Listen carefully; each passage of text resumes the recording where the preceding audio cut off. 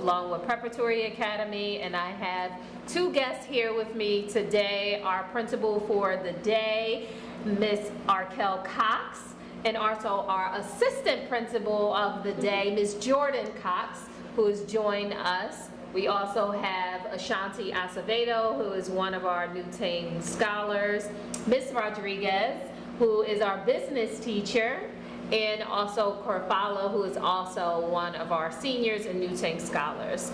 I'm just going to introduce the book that Miss Cox has written. It's been out for about a year now. Make sure you go and cop it, Google it. Diamonds Are Forever, Becoming a Boss After Loss.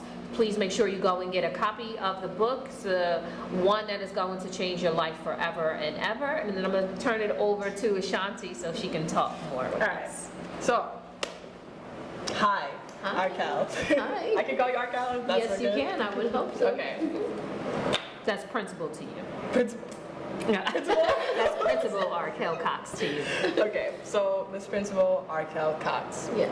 Out of curiosity for how you got to the position where you are today, I'm wondering, what led you to the career that you have now as a businesswoman? Just pretty much wanting more, always wanting to explore different avenues of businesses. And my first real job, I worked for my mother. Well, I worked at McDonald's at the age of 13 when I really wasn't supposed to. I forged papers to get the job. Yeah, but it was because I always had this thing in me that I wanted to work. I wanted to be able to purchase what I want. My mother was a working mother. She was raising a family of 3, single mom going to NYU. And so for me, I always had a conscience. I didn't want to put more on her than, and say, well, I really want those Nike sneakers, or at the time they were Levi's. Well, Lee's, you don't know about that, right? And so I did summer jobs. But in seeing that, I always felt like in going to any space that I went into, I always felt like I did the job better than everybody else because I really took pride in whatever it was I was doing, whether it was working at McDonald's, whether it was babysitting, whether it was doing hair in high school and my teachers and security guards were coming to my house and I was doing their hair, whatever it was always finding a need. I think a good entrepreneur finds the need and they fill that void. And I'm pretty good at finding that need and adapting to it and making it a business. I think that having that as a young age is outstanding. I don't see that in a lot of young people. Yeah, it was God's grace, I guess. I don't know. Beautiful. We have our next question. Kafala, I'm gonna kick it off to you. Yeah, so when you were younger, I'm sure you had like a very ambitious mind and you experienced a lot of things. I'd like to know what motivated you during those times. Just challenging myself. I guess I was my own motivation. My daughter says God plays no games about me. And so again, I go back to just having that discernment, right? I can't tell you it was one particular thing that gave me motivation, but anything that I've done, anything that I do to this day, I try to motivate myself to be the best that I can, to learn the most about whatever arena that is that I may be challenged by or going into. It's just pretty much, knowing what you're getting into, do the research, and motivate yourself to move forward.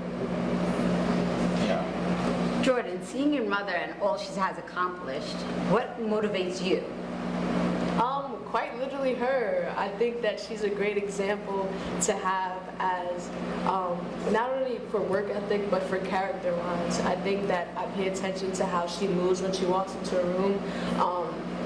Whether it's the person that's opening the door or it's the head of a company, she treats everyone with the same respect, everyone with the same courtesy, and truly just showed me firsthand what it means to be a hard worker and a business-minded person, the type of things that takes. So I think she's a great example for where I learned that. Thank you so much. Checks in the mail. When I first heard about you, that you own 3 IHOP stores, right? I was surprised. I thought it was pretty random. I didn't expect that detail. I'm wondering, what made you interested in the IHOP franchise? Okay, well, so I can't take credit for starting the business. The business was started by my husband, who has now been deceased for 12 years. He passed away only after us having our store for about 4 years. And so me continuing that journey was a very big responsibility. But again, believing in myself that I can do what he set out to do for the family and our legacy and our 2 daughters was motivation enough, right? And so at that particular time, we had 2 stores. I went on to build 2 more, and we had to close 1. So that's why we have 3 now. But it was just basically not wanting to disappoint my daughters. I didn't want my daughters to think that our lifestyle or anything that they wanted to do, we could not continue to do those things because their father wasn't here. That their mother was going to be that person to show them that no matter what happens in life, probably one of the worst things that can happen to a person is losing a family member, and we endured that. But that's not going to stop us. It's not going to stop the trajectory. That is not going to stop the determination, and we will continue to strive and break boundaries. Wow, I think that takes a lot of strength, and I think your daughters are lucky to have a mother like you. That's beautiful, yeah. Thank you. Ms. Rodriguez? As a business and economics teacher here at LPA, what career skills are key and important in being a successful entrepreneur? I think the career skills that you should understand, right, going into any business is what that business is required, right? And so if you're going into food services, it's different to when I'm running the media entities, right? So I have to figure out what is required to make that business successful. And so research. Everybody wants to go ahead and look at somebody who is maybe, let's say, an influencer, right? But do you know what cameras do they use? Do you know how many hours a day do they edit? Do you know how many, how's the lighting in the room? But no, they'll just jump on with their iPhone. So research. You should know whatever arena you're going into, what it takes to make it successful.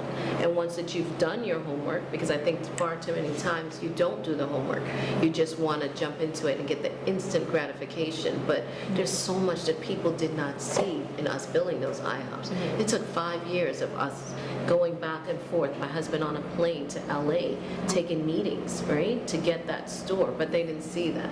They saw the glory, but they didn't see the story. And so any good entrepreneur, any good business person, have your plan, and don't get so caught up in the plan, right? And you know that as you teach your classes. Because when you make the plan, you're gonna have to pivot. You're gonna have to deviate from the plan because nothing goes as scheduled, as planned. And so if you're willing to understand that you're saying this is A, B, and C, and you're starting at A, you need to get to C, but you may have to move B here, and C may have to go here, and you're okay with that, and knowing that the end goal is what you set out to be, I think you're going to be okay. I love how you express the importance of research, because here at LPA, in our business class, they choose a business they want to run. So, we try and get them to research. What other tips could you possibly give them, like 3 good tips on choosing a business and how they should do that? Whatever's trending, whatever there's a need for, right? So I wouldn't say per se go out and open something that is not a need. Look into the area, first of all. Community is very important. And so when opening an IHOP, I can't say, oh, I like this block and I like the people and I like the community and I like the way it looks, I'm going to open a store. It has to be months of research. It has to be research on the traffic, the times that's most busiest, how much car traffic, is there parking, is there public, train station, transportation within these communities. So you always have to, first and foremost, is do the research, right? Find a niche, find out what it needs to be. I veer away from what everybody else is doing because then the competition is too much, and I'm not the best at everything. So I would find something that there is a need, and that there's going to be a need today, but then there's going to be a need in 5 years, and that same need in 10 years, right? And so if you find something that has longevity, you're going to have success in it. And I guess lastly is don't be afraid to fail, right? So you're going to set out, you're going to have this big idea in your head, and you're going to see it, you should manifest it, because I'm very big in manifestation. So you should manifest it, you should live it, you should walk it, you should dream it, you should feel it. You should talk to yourself as if it's already there. But as it goes along and it's not to that complete vision, it's okay. Pivot and make it work as if it is there until you get there. Inspiring. All right. So you're known for being successful in the IHOP franchise. You're known for being a successful writer. As a LPA scholar, I'd like to know what skills are important that I can adopt when it comes to becoming a successful entrepreneur. I think the skills that you would own into is within yourself, right? I couldn't possibly tell you that you should do X, Y, and Z because you know you're your best advocate, right? You know what you're the best at. So whatever that is that fuels you, whatever that is that empowers you, that gives you the motivation, that is the skill that you should own into. That is the skill that you should perfect. If it is going into a room and you're public speaking, then you should make sure that you're the best public speaker in the room. If you're going into a room and you're writing and you are, correcting manifests or whatever it is that you're doing, make sure you're the best at it. That is the skill you own into, because I wouldn't know what your skill is. I could only speak for mine. So find yours and be the best at it. That's great. What advice would you give to future entrepreneurs? Which might tie in a little bit to your question as well, right? I mean, you think about it, right? So an entrepreneur is somebody who definitely wants to create their own lane, right? So in creating your own lane, figure out what that lane is and just do it the best of your ability, but do it in your way, your style, your fashion, right? So just because I own IHOP restaurants, let's use that for example. I own IHOP restaurants, and we all know that anytime you go to an IHOP restaurant, you're gonna get the same thing. It's gonna look the same, it's going to taste the same, right? So my IHOP restaurants at one point in time was serving soul food. It was a battle, it was a fight. It was another IHOP restaurant that was doing that, and we partnered with them and said, we want to do this. And they said no, but we fought against it, right? So we wanted to be in that lane. We were governed by the franchise agreement, but we still was able to backdoor and do it our way, right? So every good entrepreneur will do things their way because it's their passion, and that's where you're going to find your success. That makes sense, because you would be making yourself distinctive and you appeal to another audience. Correct. I understand that. Yeah. Okay. You've gone to this, amazing position, but I'm sure that it didn't happen all by yourself. I'm sure there are important people who helped you along the way. So I'd like to know those people. Well, it's my family, right? They're my biggest cheerleaders. They're my biggest critics, and they humble me, and they keep me grounded, but they also keep me inspired. And so if you were to ask me, my day ones will be my family. But then there are other people in the industries that I choose to go into that I look at their success. I look at how they have started from the ground and have these amazing empires now. So I always find somebody who has done something that I want to be successful in, and I look at where they failed and where they succeeded, and then I kind of make my own lane and do it my way. That reminds me of what you were saying, Jordan. This thought is coming up again. When I was younger and I wanted to kind of enhance my mindset, right? And I was like 9, so I don't know exactly what I was enhancing my mindset about, but just like intelligence, I guess. I would always observe what others are doing and what others are not doing and the results of that. And I noticed that you said that, like, just watching how your mother moves, I guess that guides you and how to, like, structure your lifestyle, right? Yeah, definitely. I mean, anybody in life that I think you can pull something from, you're gonna take a tidbit from. So people like my mom, people like some of her friends who are my aunts and uncles and stuff like that. Being in my industry, I'm a recording artist, so literally looking at other artists that I think may be, oh, well, I may not have do it how they did this particular thing, but I can pull something from them as well to incorporate into my own Make thing. it your own. Exactly. Yeah. So I think life in general is just about pulling what you can find adaptable to yourself and finding out how to use it in, to make your best story essentially. So. Beautiful. Being here a recording artist, that's amazing. So can you tell our LPA scholars exactly what led you to that road? What led me to that road? I guess I started out with a lot of creative writing, so started out making stories and stuff like that, and realized that I had a knack for words. That naturally transitioned into poetry and stuff like that. And I'll be honest, I kind of started feeling like I wanted to rap, but I was like, how am I gonna tell my mom I want to be a rapper? Like, she's not gonna accept this, like, that's not gonna be good, whatever the case is. And, I just really started honing in on my craft. I started working on it privately so I can bring it to them too, because a lot of my family is in the music industry as well, so I never wanted it to be a thing where it was like, you only got it off the strength of your family, or you didn't put in the work, or you didn't do whatever. So I had to privately, what I feel like, master my craft before I could bring it to them, to be like, this is something I want to do and I'm serious about it. So a lot of just, like I said, private, like honing in on it. I wasn't very flashy with my art. Like, I wouldn't be telling you, oh, I'm a rapper, I'm this and that, and it came to a head point in high school where we had a music program similar to like how you guys have stuff, and I was like, I kind of got to test my skills out a little bit, and really I was the only girl in the group. It was a lot of guys there, and I think I was supposed to have a verse on a song or something like that, and my verse ended up being the best verse. They was like, no, we gotta save yours, you can't go first because you're gonna body all of us. So I was like, like maybe I should really start taking this seriously and have the confidence in it.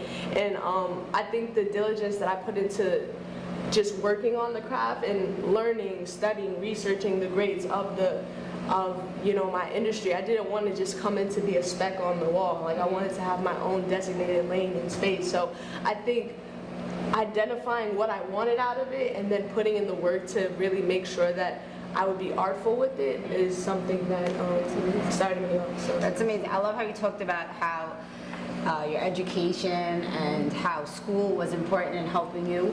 What subjects were your favorite and really influenced you? What subjects were my favorite? Well, also let me talk about the school part of it too. My mom made me, for lack of a better word. I thought we were going to skip over this story, but okay. I was at the point where leaving high school where I felt like, I'm confident enough in my gifts and my abilities, and that I wanted, pursue it now. I don't want to go to college. And my mom was like, if you're going to be the artist that you think you want to be, you need to know your craft inside out. You need to know everything about it. You need to know music production. You need to know scales. You need to know how to read a contract if they throw something in front of you. You need to be equipped to enter the thing that you say you want to do. So I did continue my education in college, which a lot of rappers can't say that they did. I got my degree. Yes. So that was, thank you. So that is something that I think is important. But some of my favorite subjects in school, growing up, I would have to say naturally English, because I had the creative writing aspect, but also history. Like, I've always just been super into just how we got to where we are today and how that ties into everything else. Yeah. I love it. I teach history here too. So that was a good answer. That was great. I love that answer. Yes. I have this personal question I've just been wondering. So you grew up in Brooklyn, right? I feel like when it comes to having big dreams in low-key areas like that, people usually don't fulfill those dreams and kind of stay average, don't fulfill those dreams, don't meet that success that they're hoping for.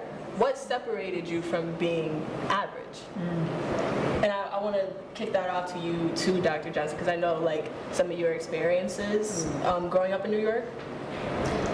For me, it was not wanting to be a product of the community, right? So very early on, I saw friends of mine doing things that I wasn't comfortable aligning myself with, right? Even if, and I wasn't always who I am today, I got into a lot of trouble. And even in those times of getting into trouble, I knew that that's not who I was, that there was more for me, and that I needed to pretty much get back on that right track. And pretty much, I always say that, I'm in Brooklyn all day. I live in New Jersey now, but my stores are in Brooklyn. I sit on the board of trustees of a college in Brooklyn.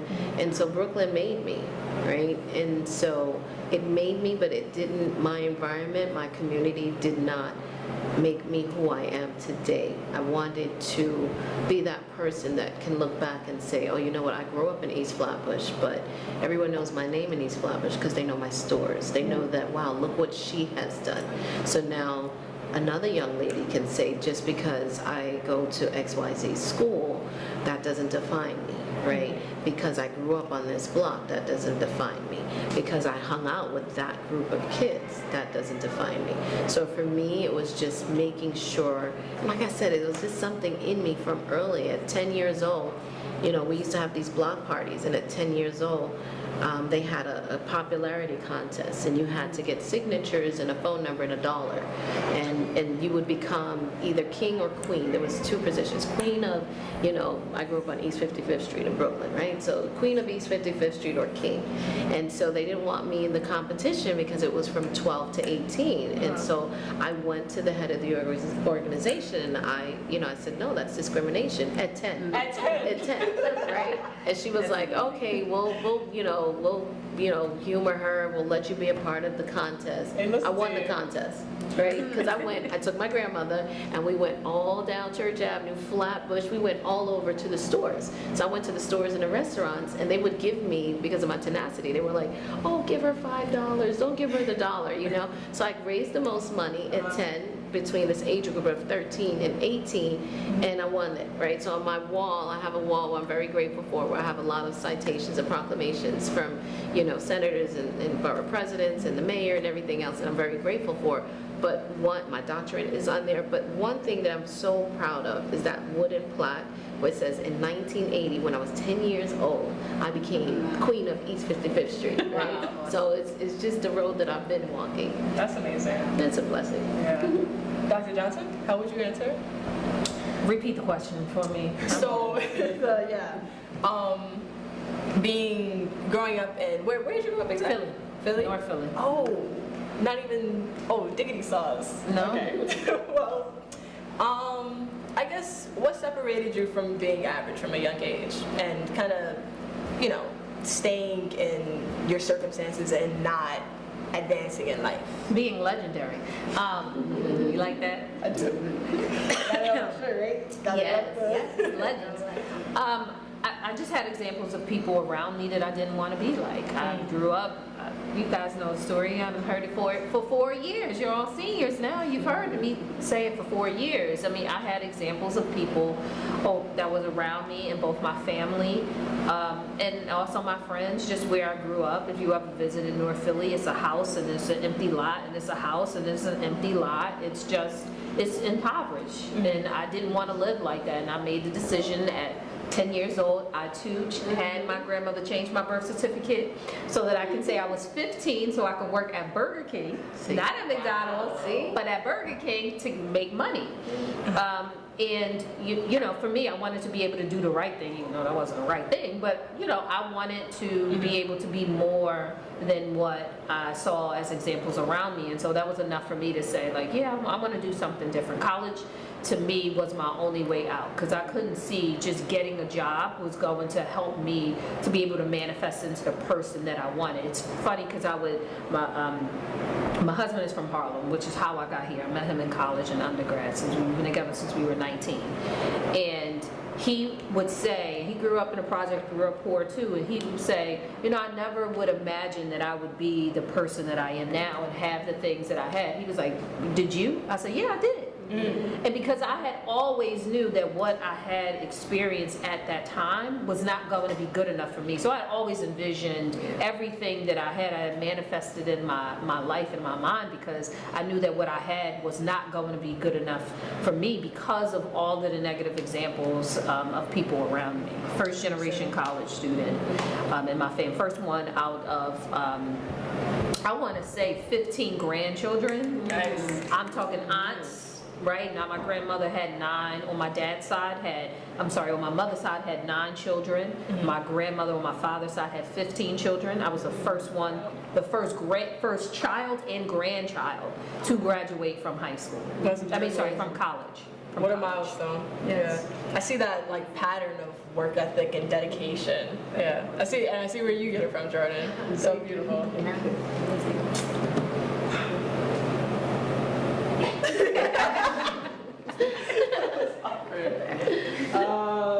Okay, what else have we got? Let's see.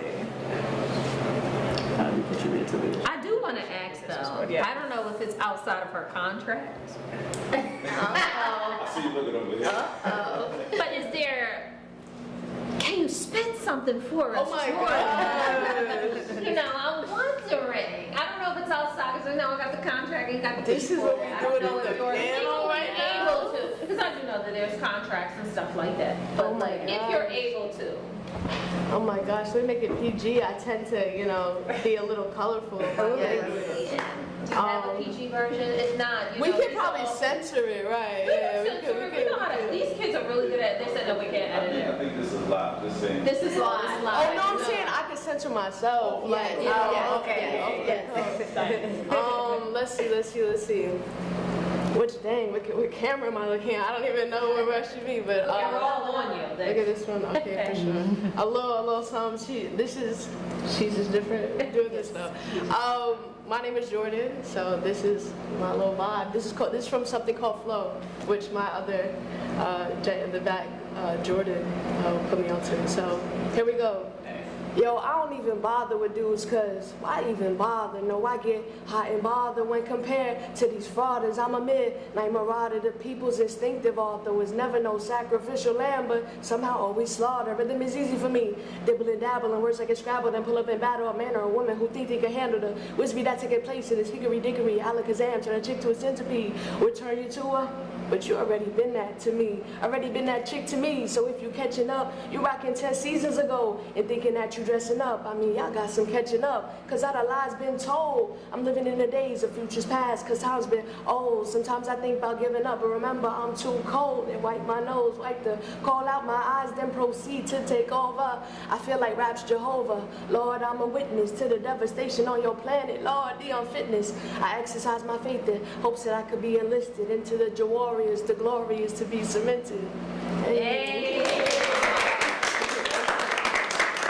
What's your Instagram? She's just different is my Instagram. One word, so you guys can check it out. That was slow. Did that come from a poem? I'm curious. That's one of my songs. That's a verse from one of my songs. How did it start off? Like when you were creating that, did you start with the beat? Did you start with the lyrics? For that song, I was in a studio session in Los Angeles, actually. So a lot of those sessions can be tricky because they put you together with somebody you never met before, and it's just like, go make a hit, you know what I'm saying? And that could be a lot of pressure sometimes, but my label people told me that they kind of wanted something to be evocative of where I come from in Brooklyn, so the beat is very grimy, it sounds like old school hip hop, so I just was like, what I gotta say, and like the thought that just came to me is you gotta flow, like no matter what you're doing in the city, you gotta have your own flow, you gotta have your own swag, so that's just what I thought about. Tierra Whack needs to watch out for you. She's coming for that spot. She's coming for that spot. Appreciate you. Where we at? Well, thank you so much for joining us today, our principal and assistant principal for today. Thank you for sharing your expertise with us at LPA. We hope we see you again very soon. Definitely would love to come back. Thank you for having us. Yes. Thank you. Awesome. Appreciate you guys. Thank you to our lovely, interview conductees. You guys are brilliant. You're on it. You got me thinking. I'm like, what? I never asked me this before. So Just so well spoken, just like you guys are. I'm loving y'all. For real. Thank you. Definitely. Are you a college student? I graduated. Oh, yeah, you just